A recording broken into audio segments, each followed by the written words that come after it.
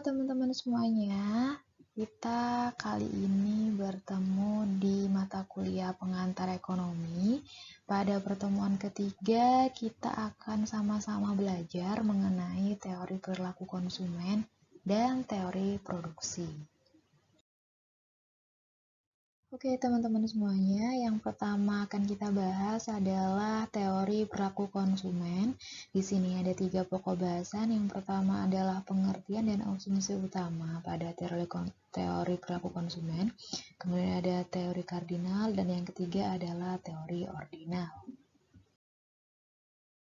Oke, seperti yang kita ketahui bersama-sama teman-teman semuanya, kalau kita memberi barang kemudian menggunakan jasa adalah untuk memenuhi kebutuhan ataupun keinginan kita. Dan dalam ilmu ekonomi, tujuan dari konsumen mengkonsumsi barang atau jasa itu adalah untuk mencapai kepuasan maksimum. Nah, di sini sekarang kita masuk pada pokok bahasan utama adalah pengertian dan beberapa asumsi utama yang perlu kita ketahui dalam teori perilaku konsumen. Yang pertama ada barang, kemudian ada yang kedua adalah utilitas, lalu ada hukum pertambahan manfaat yang semakin menurun, ada konsistensi preferensi dan juga pengetahuan sempurna.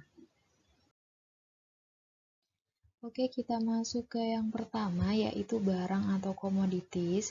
Jadi barang adalah benda dan jasa yang dikonsumsi untuk memperoleh manfaat atau kegunaan. Nah, jika seseorang itu mengonsumsi lebih dari satu barang dan jasa, seluruhnya digabungkan dan akan menjadi bundle barang atau komoditis bundle. Nah, barang ini juga ada barang yang baik dan juga ada barang yang buruk.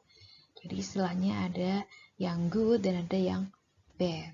Jadi barang yang baik itu adalah barang yang dikonsumsi memiliki sifat makin banyak dikonsumsi, makin besar manfaat yang diperoleh. Contohnya adalah makanan sehat. Lalu barang yang buruk itu seperti apa? Yaitu barang yang dikonsumsi semakin menurunkan kualitas hidup. Jadi contohnya adalah minuman keras. Jadi bagi sebagian orang meminum minuman keras itu memiliki manfaat tersendiri bagi dirinya. Namun jika semakin banyak dikonsumsi akan mengakibatkan turunnya kualitas hidup, yaitu bisa bikin kerusakan organ-organ tubuh misalnya, seperti itu. Selanjutnya ada utilitas atau utility. Jadi utilitas ini adalah manfaat yang diperoleh karena mengonsumsi barang. Di sini ada utilitas total dan ada utilitas marginal. Untuk utilitas total atau total utility dan biasanya disingkat TU adalah manfaat total yang dapat diperoleh dari seluruh barang yang dikonsumsi. Sedangkan untuk utilitas marginal atau marginal utility atau yang disingkat MU adalah tambahan manfaat yang diperoleh karena menambah konsumsi sebanyak 1 unit barang. Di sini ada contoh sederhana, misalnya ada manfaat dari campuran air dan jahe. Nah, dari campuran air dan jahe ini kan baik ya, udah baik untuk kesehatan. Jadi manfaat totalnya itu adalah baik untuk kesehatan. Lalu untuk utilitas marginalnya ditambahkan gula. Nah, ada tambahan manfaatnya kan, yaitu berupa semakin enak karena rasanya jadi manis. Lalu pada teori perilaku konsumen ada yang namanya hukum pertambahan manfaat yang semakin menurun atau the law of diminishing marginal utility atau LDMU. Nah, hukum ini menyatakan bahwa penambahan konsumsi suatu barang akan memberi tambahan utilitas yang besar. Tetapi, makin lama pertambahan itu bukan saja semakin menurun, bahkan bisa juga menjadi negatif. Di sini ada sebuah pertanyaan, mengapa berlian lebih mahal daripada air? Padahal air lebih penting bagi kehidupan dibandingkan berlian. Hermann Heinrich Gosen mengilustrasikan tambahan manfaat air cepat sekali menurun. Jika seseorang sangat haus, segelas pertama akan memberi manfaat yang sangat besar. Tetapi setelah gelas keempat atau kelima, manfaat air cepat sekali menurun. Berbeda dengan ketika membeli berlian. Semakin lama atau semakin banyak berlian yang dibeli, maka akan semakin meningkat juga nilainya. Selanjutnya ada konsistensi preferensi atau transitivity. Nah, konsep preferensi ini berkaitan dengan kemampuan konsumen untuk menyusun prioritas agar mereka bisa mengambil keputusan. Jadi minimal ada 2 sikap ya yang berkaitan dengan preferensi konsumen ini. Yang pertama itu ada lebih suka atau prefer dan ada sama-sama disukai atau indifference. Jadi sebagai contoh kalau ada 2 barang nih X dan Y, si konsumen bisa menyatakan X lebih disukai daripada Y. Artinya X lebih diminati, yaitu dilambangkan dengan tanda lebih besar daripada Y. Atau X sama-sama disukai dengan Y. Artinya X sama dengan Y. Ini adalah asumsi yang terakhir pada teori perilaku konsumen, yaitu pengetahuan sempurna atau perfect knowledge, yaitu konsumen diasumsikan memiliki informasi atau pengetahuan yang sempurna berkaitan dengan keputusan konsumsinya. Jadi, konsumen itu udah tahu kualitas barang itu seperti apa, kapasitas produksinya berapa, teknologi yang digunakan seperti apa, dan juga harga barang tersebut di pasaran tuh berapa gitu. Jadi udah memiliki pengetahuan yang banyaklah mengenai keputusan yang dipilihnya. Oke teman-teman semuanya, kita udah masuk di pokok bahasan yang kedua, yaitu teori kardinal. Ya, jadi teori ini menyatakan bahwa kegunaan dapat dihitung secara nominal. Seperti kita kalau menghitung berat itu dengan satuan gram atau kilogram. Kemudian kalau kita mengukur panjang menggunakan satuan sentimeter atau meter. Nah, untuk satuan kegunaan atau utility ini adalah util gitu. Lalu konsumen itu kan berusaha memaksimumkan kepuasan yang mereka peroleh. Nah, di sini ada persamaan MUX per PX. Jadi MU itu marginal utility dan P adalah harga. Nah, kepuasan konsumen itu dibatasi oleh garis anggaran. Jadi tergantung berapa anggaran atau biaya yang mereka miliki. Dan di teori konsumen berlaku hukum diminishing return marginal utility. Jadi seperti yang kita bahas tadi, ada hukum diminishing marginal utility ya. Nah, ini teman-teman, ini adalah kurva total utility dan juga marginal utility. Kita lihat di kurva total utility, ini kurvanya adalah mulai meningkat, kemudian mencapai utilitas maksimal, akhirnya dia menurun tingkat utilitasnya. Nah, seperti yang kita pelajari tadi, pada pendekatan ordinal ini ada yang namanya hukum penurunan utilitas atau the law of diminishing utility. Jadi, ketika awal-awal utilitasnya itu akan semakin meningkat, lalu kemudian ketika sudah mencapai total utility maksimum, maka dia akan menurun. Kita bisa analogikan ketika kita meminum air. Ketika 1 gelas pertama, kita akan merasakan manfaatnya yang sangat luar biasa, apalagi kalau lagi haus-hausnya. Lalu di gelas kedua semakin segar lagi. Di gelas ketiga mungkin sudah mulai kekenyangan. Di gelas keempat sampai kelima mungkin kita sudah nggak akan mau minum lagi karena kita udah kekenyangan. Jadi manfaatnya akan semakin menurun. Itu salah satu analoginya. Jadi kalau dinyatakan dalam kurva MU atau marginal utility, bisa kita lihat bahwa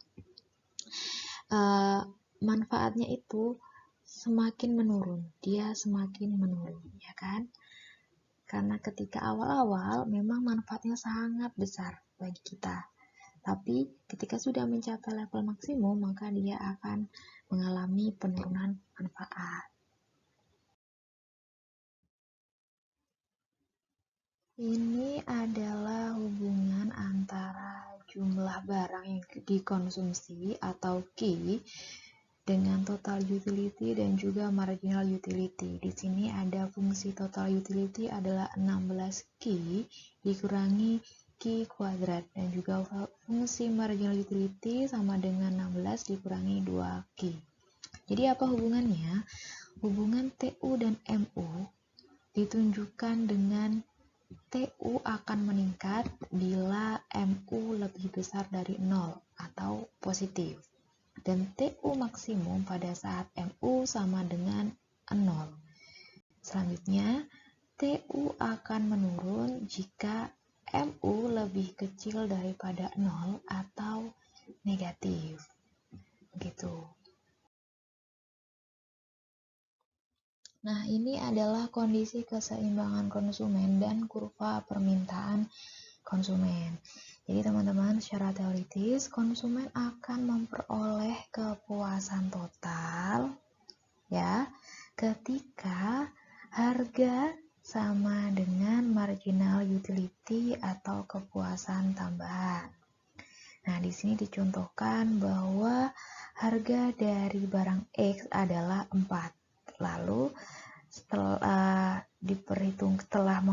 proses perhitungan ditemukan bahwa kuantiti yang akan diperoleh adalah 6 untuk mencapai kepuasan total sebesar 60. Jadi kepuasan total yang akan diterima oleh konsumen adalah sebesar 60 ketika harganya sebesar 4 dan kuantitas yang dibelinya adalah 6. Begitu. Nah, ini dijelaskan juga di kurvanya. Harganya adalah 4, lalu akan mendapatkan kuantitas 6. Gitu. Nah, ini adalah beberapa realitas mengenai model utilitas kardinal. Yang pertama adalah asumsi tentang utilitas suatu barang sangat sulit diterapkan. Kemudian ada rasionalitas konsumen terpengaruh oleh sikap emosional konsumen, seperti pengaruh iklan, lingkungan, dan juga gengsi. Kemudian ada konsumen memutuskan membeli produk jika harga dan manfaat produk sama atau sebanding. Dan kemudian ada atribut suatu barang, sebagian dapat diukur dengan kualitas dan harga produk. Teman-teman semuanya, kita masuk pada pokok bahasan yang ketiga, yaitu mengenai teori ordinal. Kalau kita tadi udah bahas teori kardinal yang dapat diungkapkan dengan satuan atau bisa dihitung. Nah, kalau teori ordinal ini mengasumsikan bahwa kegunaan tidak dapat dihitung, namun hanya bisa dibandingkan. Nah, teori ordinal ini menggunakan kurva indiferensi atau indifference curve, yaitu kurva yang menunjukkan berbagai kombinasi konsumsi barang yang memberikan tingkat kepuasan yang sama bagi seorang konsumen. Nah, teman-teman semuanya, ini adalah salah satu contoh bentuk kurva indiferensi yang membandingkan antara makanan dan pakaian. Jadi pada kurva ini ditunjukkan besarnya pengorbanan atas konsumsi suatu barang untuk menaikkan konsumsi atas barang lainnya, dan pada waktu yang sama mempertahankan tingkat kepuasan yang diperolehnya. Nah, seperti yang kita lihat nih teman-teman, ketika kita punya banyak makanan, misalnya kita punya pada tingkat 8 sampai 10 ini ya kan. Nah, kita lihat ini yang saya arsir adalah besarnya kesempatan untuk kita bisa membeli pakaian. Nah, kemudian kita lihat ketika kita jumlah makanannya ada di titik yang rendah. Misalnya ada di titik sini 2 sampai 4. Nah, kita bisa lihat di sini kita memiliki kesempatan untuk membeli pakaian, untuk mengorbankan makanan dan memilih membeli pakaian lebih kecil daripada ketika kita punya banyak makanan kita bisa menukarnya untuk bisa beli pakaian. Tapi ketika kita makanannya jumlahnya sedikit, maka kesempatan kita untuk menukarkan tidak membeli makanan dan membeli pakaian itu menjadi mengecil juga. Nah, seperti itu. Jadi ada pengorbanan. Nah, pengorbanan yang dilakukan itu dinamakan pada tingkat penggantian marginal. Pada tingkat jumlah manfaat tambahannya ya. Tadi kan. Nah, ini teman-teman adalah himpunan kurva indiferensi atau peta indiferensiasi. Ditunjukkan di sini ada beberapa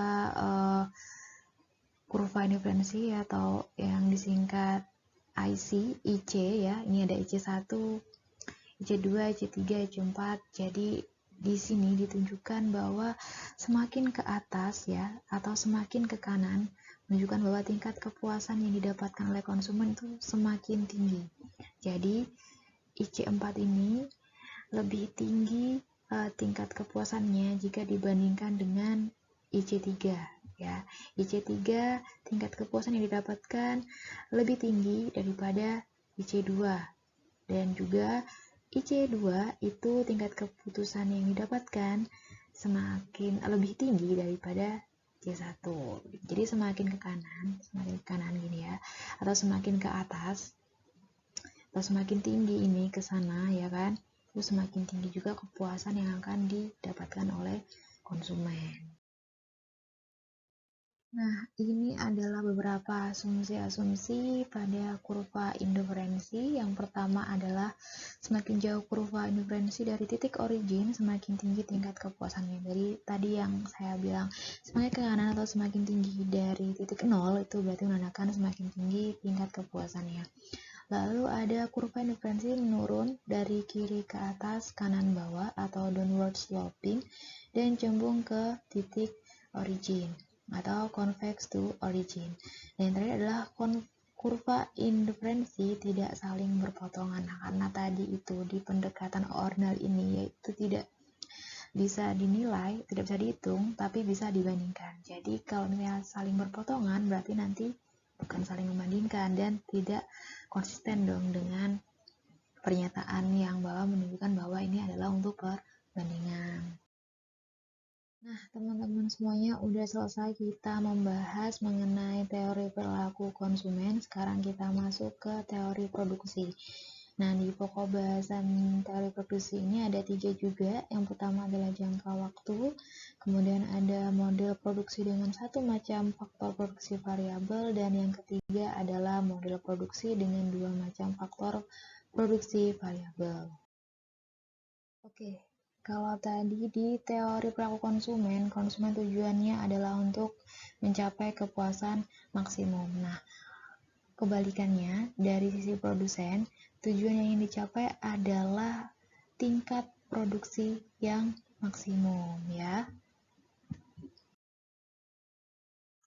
Nah, produksi sendiri itu apa? Produksi adalah kegiatan memproses input menjadi output, atau produksi itu meliputi semua kegiatan untuk menciptakan, menambah nilai, atau guna suatu barang atau jasa. Jadi kan produksi itu melalui proses input, kemudian proses, lalu menjadi output gitu.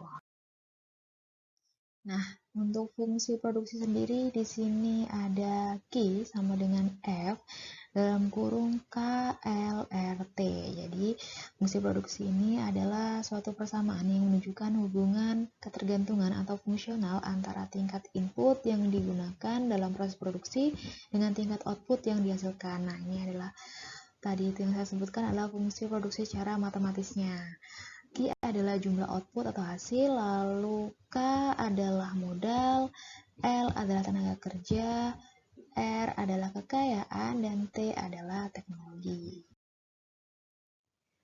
Kita masuk di pokok bahasan yang pertama, yaitu mengenai jangka waktu produksi. Jadi, jangka waktu produksi itu dibedakan menjadi 2, yaitu jangka pendek dan jangka panjang.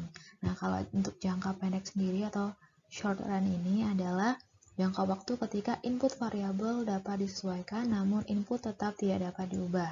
Nah, kalau jangka panjang atau long run merupakan suatu waktu di mana seluruh input variabel maupun tetap yang digunakan perusahaan dapat diubah. Nah, di sini kan ada yang namanya input variabel, ada input tetap. Nah, maksudnya input variabel dan input tetap itu seperti apa?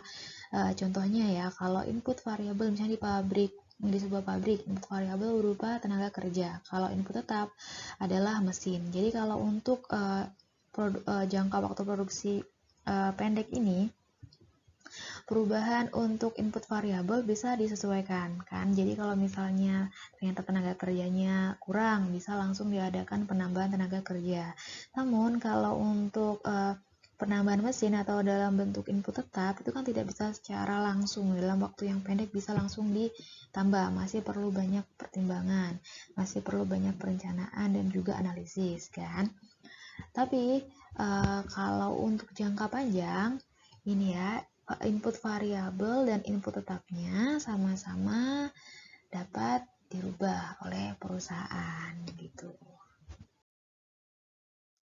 Oke, teman-teman, kita udah masuk di pokok bahasan yang kedua, yaitu mengenai model produksi dengan satu macam faktor produksi variabel. Jadi pada umumnya faktor produksi yang dianggap variabel itu adalah tenaga kerja, sedangkan modal, tanah, dan teknologi dianggap tetap atau konstan. Di sini ada persamaan Q sama dengan fungsi L. Q adalah kuantitas atau output dan L adalah labor atau tenaga kerja. Jadi fungsi produksi ini dengan satu variabel tersebut tunduk pada yang namanya the law of diminishing return. Jadi kalau tadi kita di teori konsumen ada the law of diminishing utility, di teori produksi ada the law of diminishing return. Jadi kalau tadi yang menurun adalah manfaatnya, yang menurun adalah hasilnya. Nah, ini adalah hukum pertambahan hasil yang semakin menurun. Nah, yang tadi saya udah bilang yaitu the law of diminishing return atau disingkat dengan LDR. Kalau di teori perilaku konsumen ada yang namanya the law of diminishing marginal utility atau yang disingkat LDMU. Di teori produksi ada yang namanya LDR. Jadi hukum ini menyatakan berkurangnya tambahan output dari penambahan satu unit input variabel pada saat output telah mencapai maksimum. Nah, ini ada beberapa asumsi mengenai hukum ini.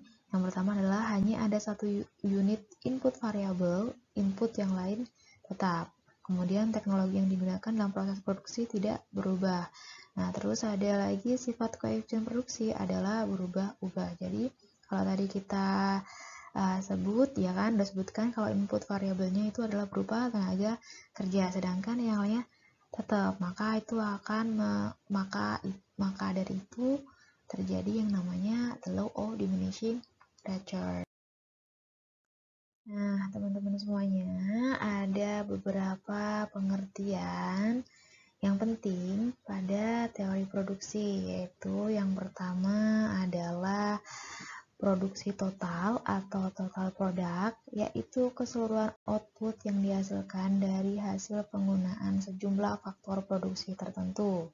Lalu yang kedua adalah produksi rata-rata atau average product, yaitu produksi yang dihasilkan oleh satu orang tenaga kerja atau input variabel.